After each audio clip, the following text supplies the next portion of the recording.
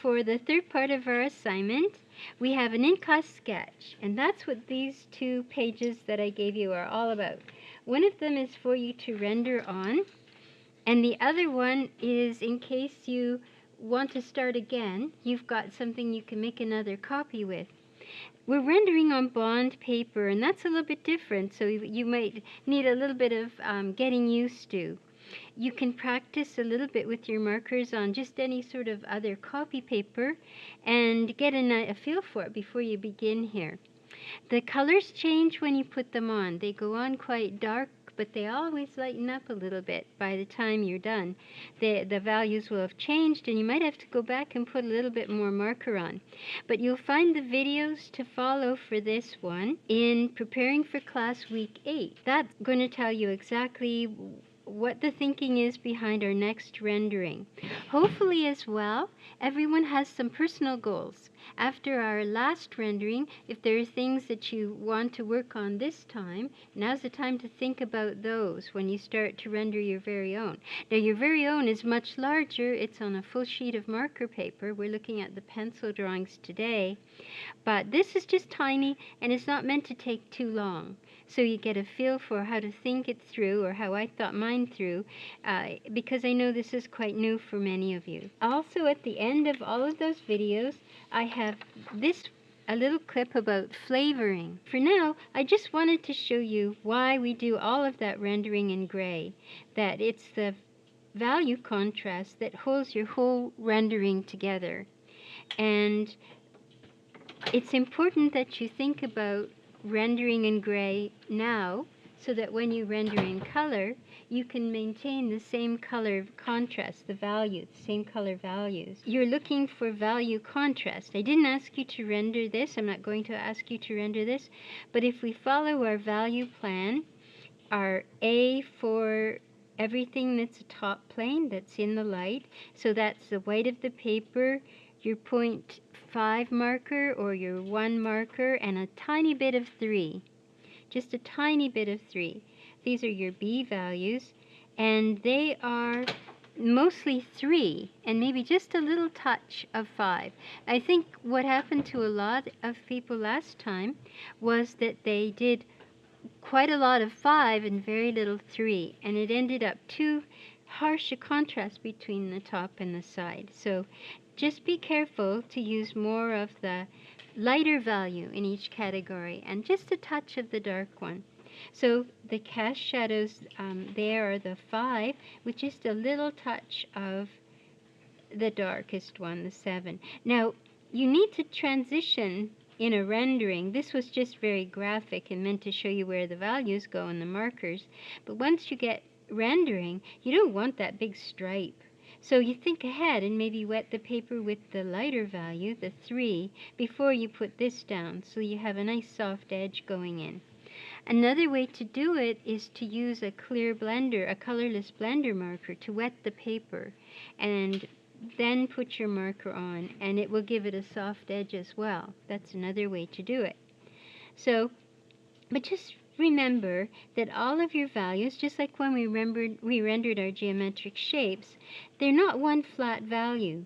This goes from dark to light this way, dark to light this way, because there's light hitting the floor and it's bouncing up into your object. So you end up with a little bit of reflected light in here. And that helps because we want to place light against dark, and then dark against light. So you're always thinking about how to separate things in a gradual way, but you do want a clear separation. And here it's dark to light this way, and dark to light this way, so that when the cast shadow goes on it, it's dark against light. See? So dark to light, dark against light. And this has gotten lighter because of the reflections on the floor. So now this is light against dark. And respectively, it's not light by any means. It's at least a number 5. But you'll see that's how you make these distinctions. So this is dark to light this way, and this is dark to light that way, dark to light this way, dark to light that way.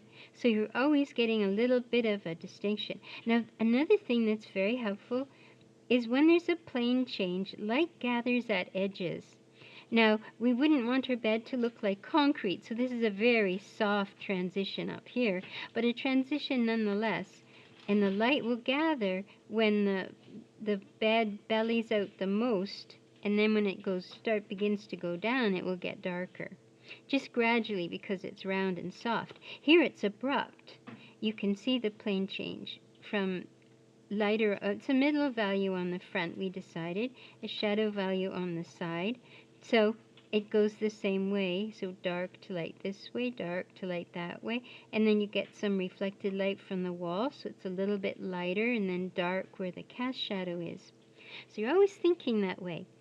And watch your ceilings. Don't make them a big blob of dark, because if you do, they'll look like objects. They won't look like transparent shadow, translucent shadow. So don't go any darker than a 3, but try maybe to do it mostly with your palest marker. And then add a little accent of the 3, not too much. So I might have misled you there with numbering our shadows. And then you see, you take little sweeps so that things aren't standing out in isolation.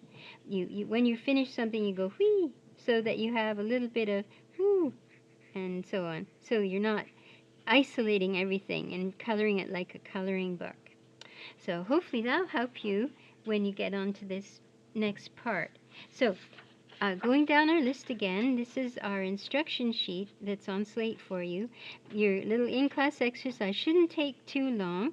Just do your best to follow along. Then you're going to go right in and ink your drawing. If I've spotted anything for you to correct, please correct it before you ink it in. Don't forget, use your 0.3 or your 0.5 pigment liner for your inside lines and your Pentel sign pen for your outside lines. You have to wait for it to dry before you do your erasing, and erase very carefully. Erase from the center of the page out so you don't wrinkle the page by pulling it back on itself. Don't forget pattern and texture. That really help. Create a border around the whole thing when you're done. Just outline your lettering with your 0.3 or your 0.5 because we don't want the title block to overwhelm your perspective.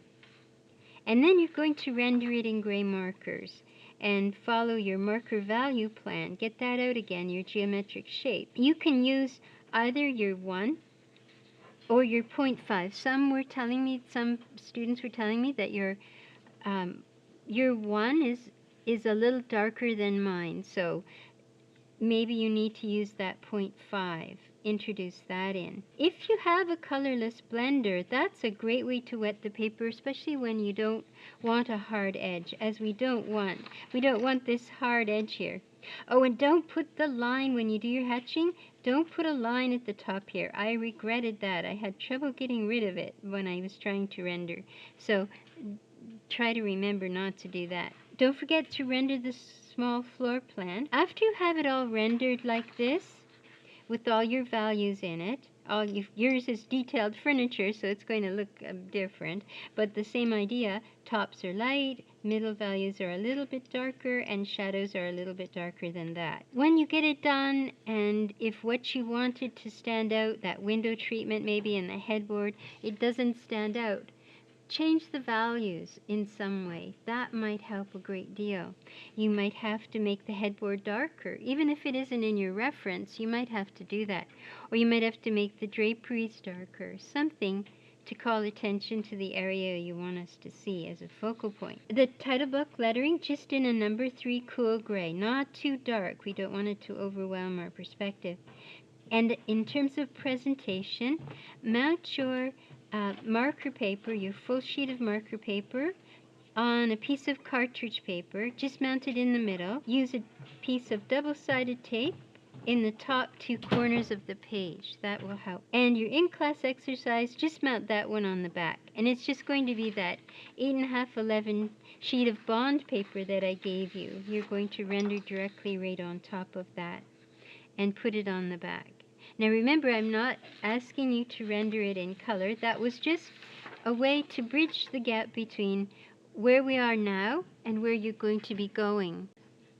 Now I have a few examples that are a little bit different than what you're going to be rendering in class today. But they do follow the same idea.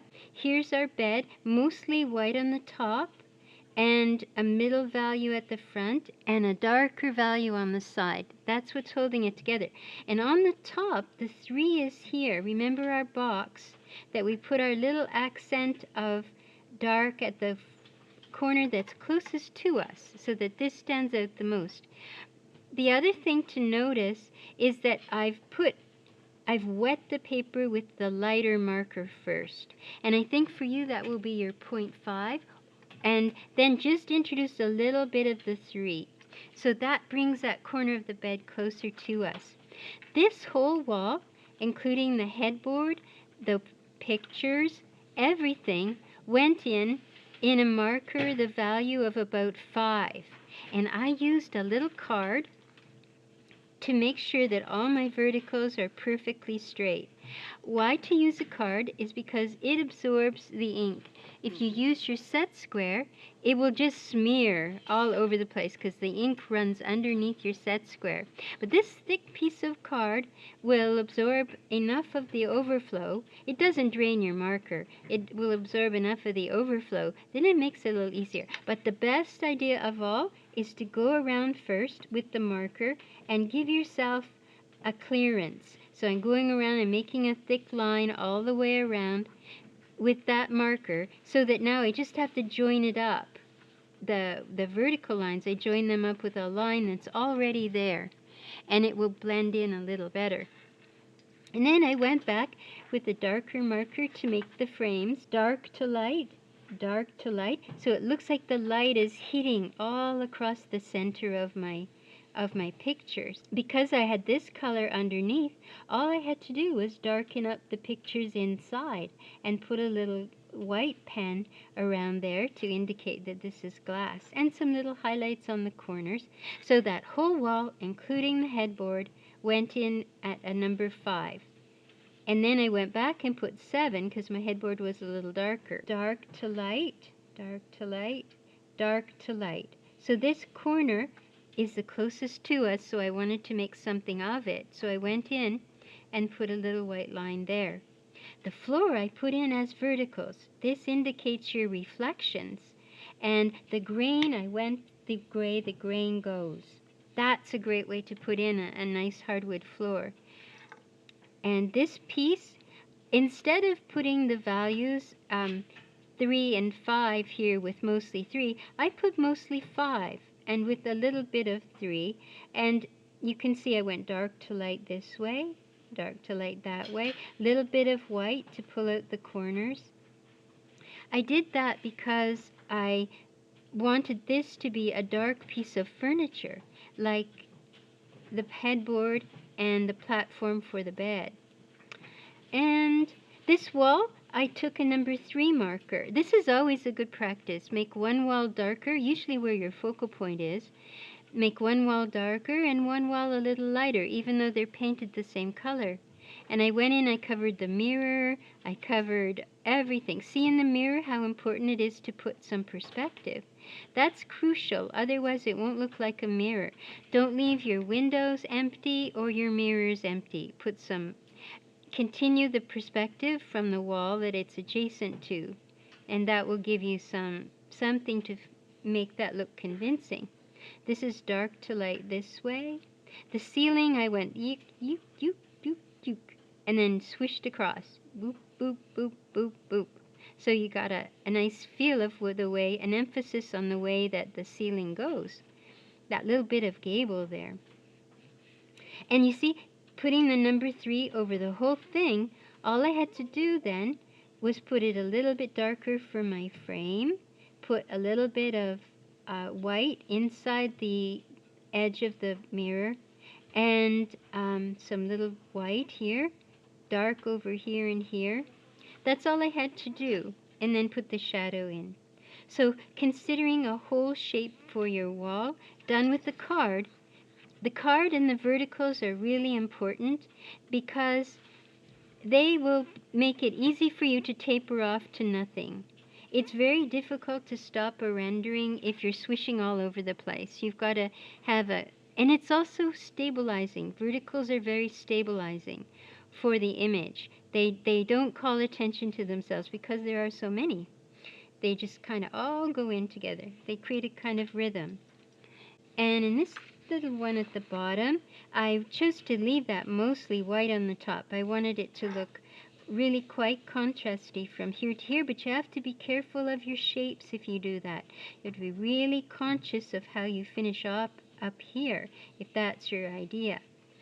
And here I have the pattern darker on the middle value and lighter on the top value, which is a light plane.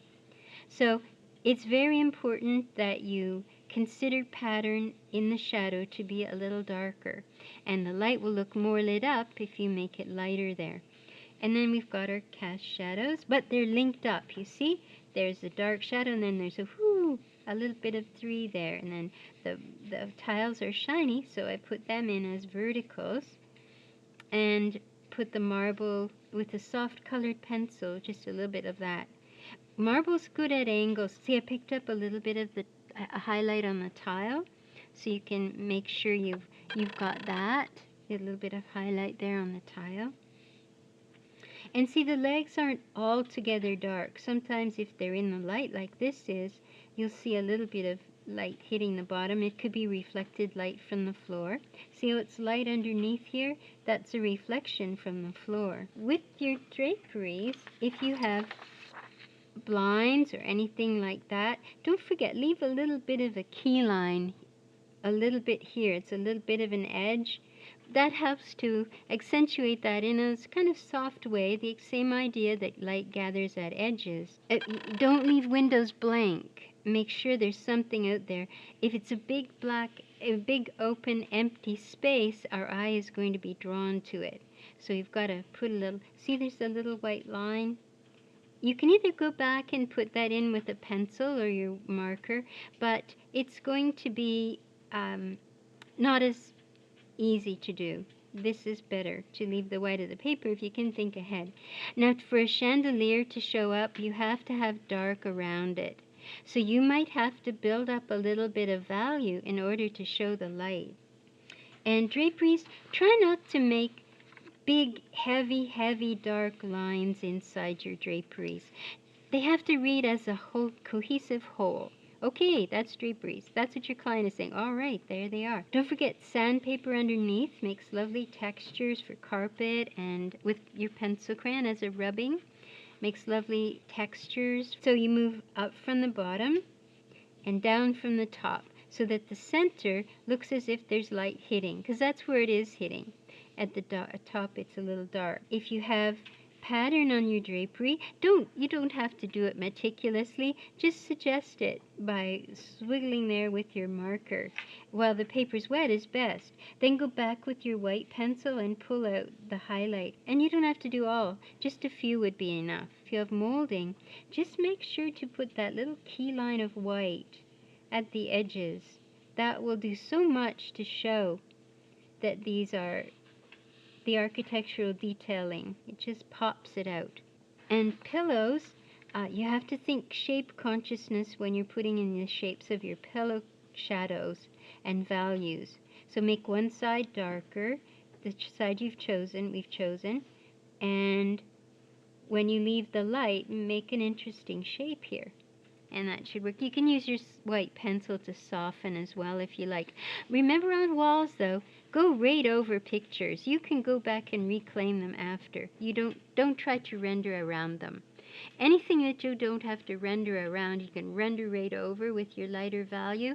Then go back and put your darker value over top. Do it that way, so you're not trying to manipulate your way around little tiny things.